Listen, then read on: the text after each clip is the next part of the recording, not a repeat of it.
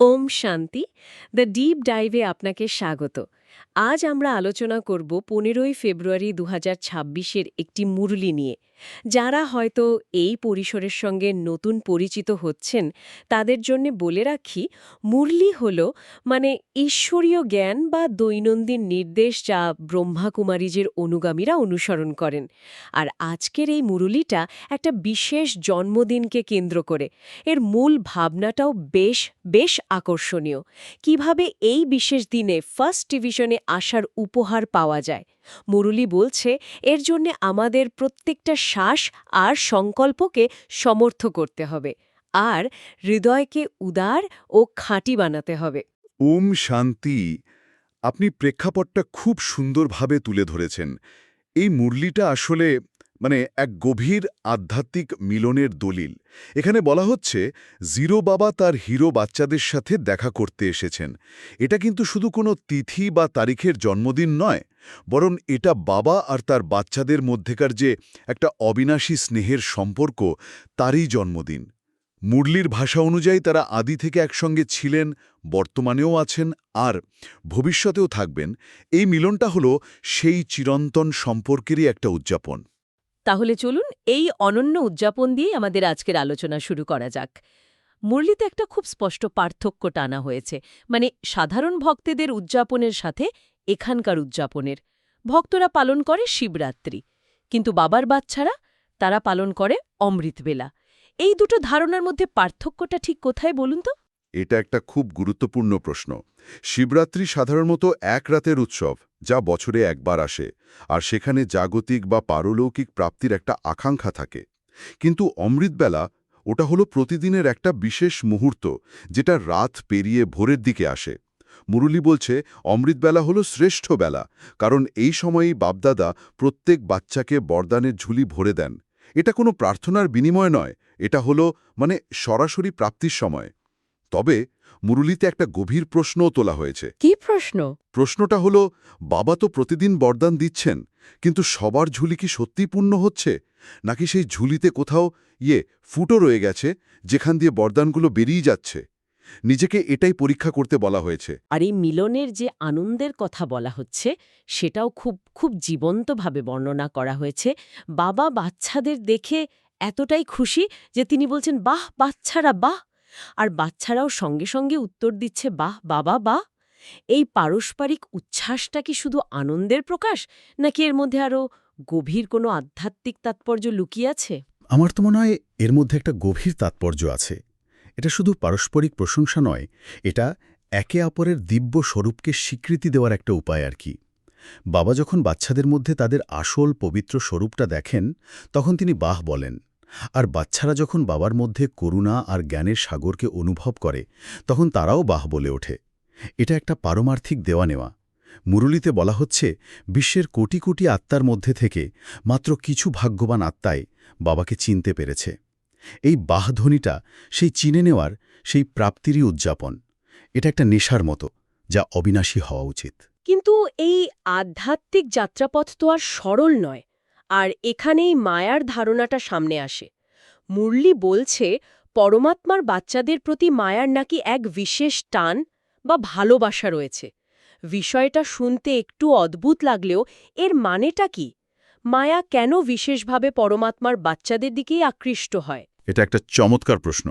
মুরলীর মতে মায়া তাদেরই পরীক্ষা করে যাদের মধ্যে মহান হওয়ার সম্ভাবনা থাকে। সাধারণ মানুষের জীবন তো মায়ার দ্বারে চালিত হয়, তাই তাদের নতুন করে পরীক্ষা করার কিছু নেই। কিন্তু যারা নিজেদের উন্নত বাড়ার সংকল্প নেয়, পরমাত্মার কাছাকাছি যাওয়ার চেষ্টা করে, মায়া তাদের পথেই বাধা সৃষ্টি করে।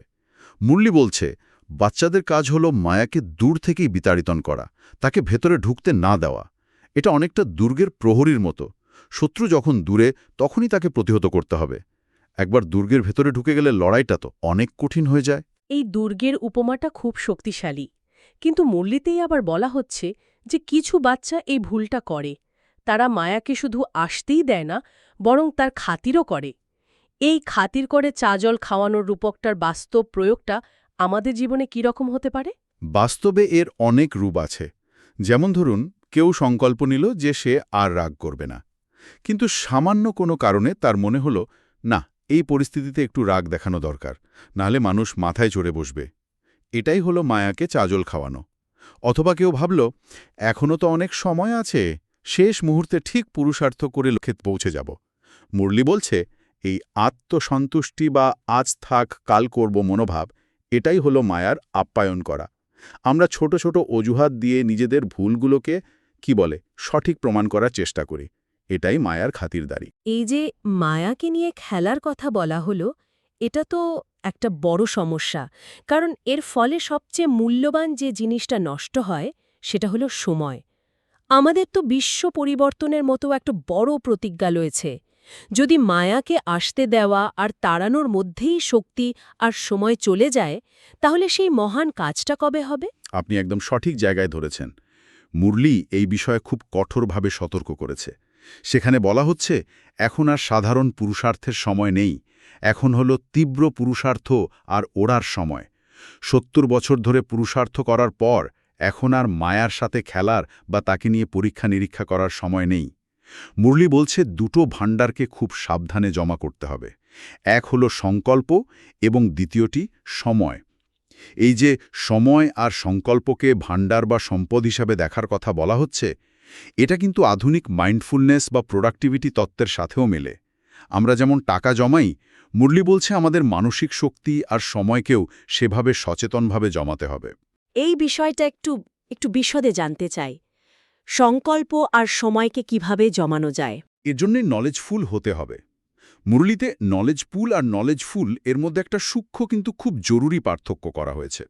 নলেজফুল মানে হলো যার কাছে প্রচুর জ্ঞান আছে, যে অনেক বই পড়েছে বা অনেক কিছু জানে। কিন্তু নলেজফুল হলো সেই জ্ঞানকে সঠিক সময়ে প্রয়োগ করতে পারে। যেমন একজন নলেজফুল ব্যক্তি জানে যে মায়া আসছে, সে তার আগমন দূর থেকে টের পায় এবং জ্ঞান প্রয়োগ করে তাকে তখনই বিদায় করে দেয়। ফলে তার সময় আর সংকল্পের শক্তি দুটোই বেঁচে যায়। আর এই সঞ্চয়টা অনেকটা একটা এসআইপি বা মিউচুয়াল ফান্ডের মতো। আপনি যত দীর্ঘ সময় ধরে নিয়মিতভাবে ভালো সংকল্প আর কর্ম জমা করবেন, চক্রবৃদ্ধি হারে তার ফল তত বেশি হবে। বাহ, এই তুলনাটা বুঝতে খুব সাহায্য করল। তাহলে এই নলেজফুল হয়ে ওঠার ফলাফলটা কি? বাপদাদা যে হোমওয়ার্ক দিয়েছিলেন তার ফলাফল নিয়েও তো মুরলীতে আলোচনা হয়েছে। সেখানে বলা হচ্ছে অনেকেই মনোযোগ দিয়েছে, কিন্তু 100% নম্বর খুব কম বাচ্চারই এসছে। বাবার আশা তো আরও বেশি। হ্যাঁ, বাবার আশা হলো প্রতিটা বাচ্চা যেন মহাবীর হয়ে ওঠে। আর এখানেই সাফল্যের চাবিকাঠিটা দেওয়া হয়েছে। মুরলীতে ৩টি শব্দকে খুব গুরুত্ব দেওয়া হয়েছে: অকস্মাৎ, এভারেডি এবং বহু সময়ের সঞ্চয়ের খাতা। এর তাৎপর্য হল পরীক্ষা বা জীবনের চ্যালেঞ্জগুলো অকস্মাৎ বা হঠাৎ করেই আসবে, কোনো নোটিশ ছাড়া, তাই তো? একদম। তার জন্য আগে থেকে কোনো নোটিশ দেওয়া হবে না। তাই আমাদের সদা এভারেডি বা প্রস্তুত থাকতে হবে। আর কারা প্রস্তুত থাকতে পারবে? যাদের বহু সময়ের সঞ্চয়ের খাতা পূর্ণ থাকবে, অর্থাৎ যারা দীর্ঘ সময় ধরে জ্ঞান, শক্তি আর ভালো কর্ম সঞ্চয় করেছে। তারাই প্রথম জন্ম থেকে ২১ জন্ম পর্যন্ত রাজ্যের পূর্ণভাগ্য লাভ করবে। এই প্রসঙ্গে একটা খুব সুন্দর উপমাও ব্যবহার করা হয়েছে। যেমন একটা নতুন বাড়িতে প্রথম দিন থাকার আনন্দটাই নাকি আলাদা। কয়েক মাস বা বছর পেরিয়ে গেলে সেই নতুন অনুভূতিটা আর থাকে না। তেমনি যারা প্রথম জন্মে বাবার সাথে রাজ্যে আসবে, তারাই আসল আনন্দটা পাবে। এই উপমাটা দিয়ে ঠিক কি বোঝাতে চাওয়া হয়েছে? এটা দিয়ে বোঝানো হয়েছে যে প্রাপ্তির সতেজতা বা ওই ফ্রেশনেসের একটা আলাদা মূল্য আছে। যারা শুরু থেকে থাকবে তারা সৃষ্টির সেরা সময়টার সম্পূর্ণ আনন্দ উপভোগ করতে পারবে। যারা পরে আসবে তারা হয়তো রাজ্য পাবে, কিন্তু সেই প্রথম হওয়ার, সেই নতুনত্বের আনন্দটা সেটা আর পাবে না। এই কারণেই বাপদাদা চান যে তার প্রত্যেক প্রিয় বাচ্চা, তার হৃদয় সিংহাসনাসীন বাচ্চারা যেন প্রথম জন্মে ব্রহ্মা বাবার সাথী হয়ে আসে। আর এখানেই মুরলীর মূল প্রশ্নটি আবার সামনে আসছে, বাচ্চারা বাবাকে এই জন্মদিনে কি উপহার দেবে? তবে একটা দারুণ আশার কথাও বলা হয়েছে, যারা হয়তো এই পথে দেরিতে এসেছে তাদের জন্য লাস্ট সো ফাস্ট আর ফার্স্ট সো ফাস্ট ডিভিশনে আসার সুযোগ এখনও রয়েছে। টু লেটের বোর্ড এখনও লাগেনি। ঠিক। আর বাবা শুধু বাচ্চাদের থেকে উপহার চাইছেন না, তিনি প্রতিদানও দিচ্ছেন। মুরলীতে বাবা এক বিশেষ উপহারের কথা ঘোষণা করেছেন, যা এক কথায় অভাবনীয়। তিনি বলছেন, যদি বাচ্চারা আজ থেকে শেষ পর্যন্ত 90% তীব্র পুরুষার্থ করার দৃঢ় সংকল্প করে, তবে বাপদাদা নিজে থেকে 10% গ্রেস মার্কস দিয়ে সাহায্য করবেন। এটা কোনো ছাড় নয়, এটা হলো বাবার তরফ থেকে ভালোবাসার এক সক্রিয় অংশগ্রহণ। এটা তো একটা গোল্ডেন চান্স, কিন্তু এর জন্য একটা শর্তও নিশ্চয়ই আছে। হ্যাঁ, শর্ত একটাই, ব্যর্থ সংকল্প আর কর্মের সম্পূর্ণ সমাপ্তি ঘটাতে হবে। মনে বা স্বপ্নেও যেন কোনো ব্যর্থ বা নেতিবাচক চিন্তা না আসে। সত্যযুগের দেবতাদের যেমন পুরুষার্থ শব্দটার মানেই জানা থাকে না, কারণ তারা প্রাপ্তির স্বরূপে থাকেন, তেমনি তীব্র পুরুষার্থীদের জীবনে ব্যর্থতার কোনো স্থান থাকা উচিত নয়। এটা একটা কঠিন শর্ত, কিন্তু পুরস্কারটাও তো অসীম। মুরুলিতে তাই সরাসরি প্রশ্ন করা হয়েছে, আছে সাহস? এই সুযোগটা নেওয়ার জন্য যে মানসিক দৃঢ়তা দরকার, সেই সাহসটা আমাদের মধ্যে আছে কিনা, সেটাই প্রশ্ন। এই তীব্র পুরুষার্থ শব্দটা শুনলেই অনেকের কাছে খুব পরিশ্রমের মনে হতে পারে। সারাক্ষণ সচেতন থাকা, মনকে নিয়ন্ত্রণ করা, এটা তো বেশ ক্লান্তিকর। এই পরিশ্রমের অনুভূতিকে সহজ করার কি কোনো উপায় বলা হয়েছে? হ্যাঁ, এবং এটাই মুরলির সবচেয়ে সুন্দর অংশগুলোর একটা। উপায়টা খুব সহজ কিন্তু গভীর। মুরলি বলছে, যখন কেউ মন থেকে বলে আমার বাবা, তখন সমস্ত পরিশ্রম শেষ হয়ে যায় এবং সেটা ভালোবাসায় রূপান্তরিত হয়ে যায়। পরিশ্রম তখনই মনে হয় যখন কোনো কাজে ভালোবাসার অভাব থাকে, বা যখন আমরা ভাবি কাজটা আমাকে করতে হচ্ছে। যখনই আমি কর্তা, তখনই পরিশ্রম, কিন্তু যখনই আমার বাবা কর্তা, তখন সেটা সেবা বা ভালোবাসার প্রকাশ হয়ে যায়। অসাধারণ। কিন্তু বাস্তবে আমাদের জীবনে তো কত রকমের আমার জড়িয়ে আছে। আমার পরিবার, আমার কাজ, আমার সম্মান, আমার শরীর। এই সব কিছুকে একটা মাত্র আমার বাবা শব্দের মধ্যে সমাহিত করাটা কতটা কঠিন? এর জন্য কি বিশেষ কোনো মানসিক প্রস্তুতির প্রয়োজন? আপনি একেবারে মূলে পৌঁছে গেছেন।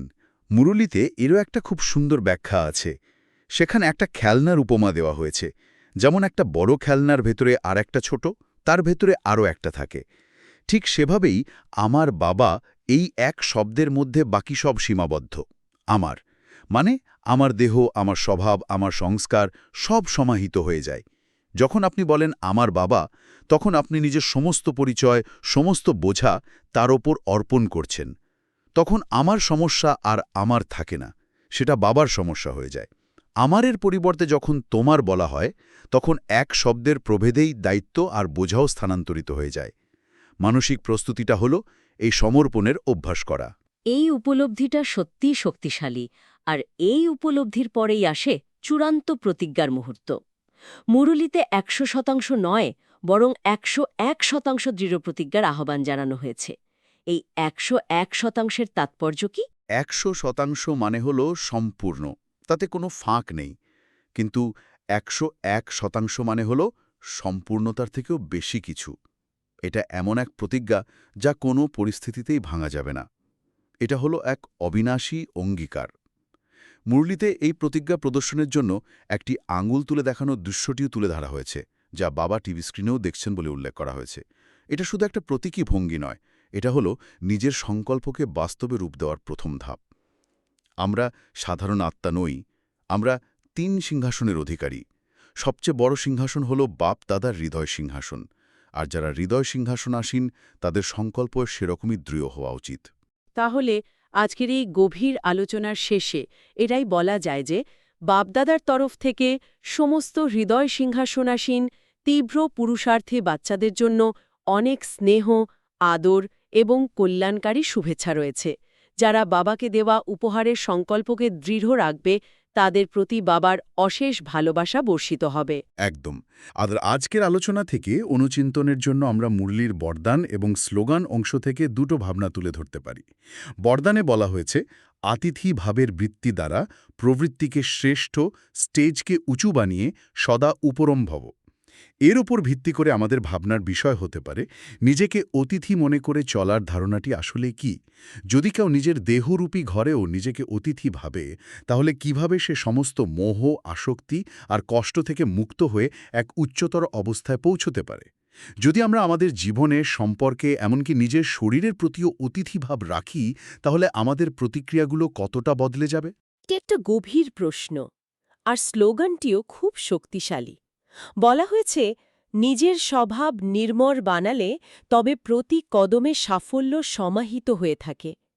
আমরা সাধারণত ভাবি সাফল্য আসে কৌশল, পরিশ্রম বা সুযোগের থেকে, কিন্তু এই স্লোগান বলছে সাফল্যের মূল উৎস হল আমাদের নির্মল স্বভাব। তাহলে প্রশ্ন হল, নির্মল স্বভাব এবং সাফল্যের মধ্যে এই যে এক অন্তর্নিহিত সম্পর্ক, এটা আমাদের আধুনিক কর্মজীবন আর ব্যক্তিগত জীবনে কিভাবে প্রয়োগ করা যেতে পারে? আমাদের স্বভাবই কি আমাদের ভাগ্য নির্ধারণ করে? এই প্রশ্নগুলো নিয়ে ভাবার অনেক অবকাশ রইল। আজকের এই আলোচনা এখানেই শেষ করছি। ওম শান্তি। ওম শান্তি।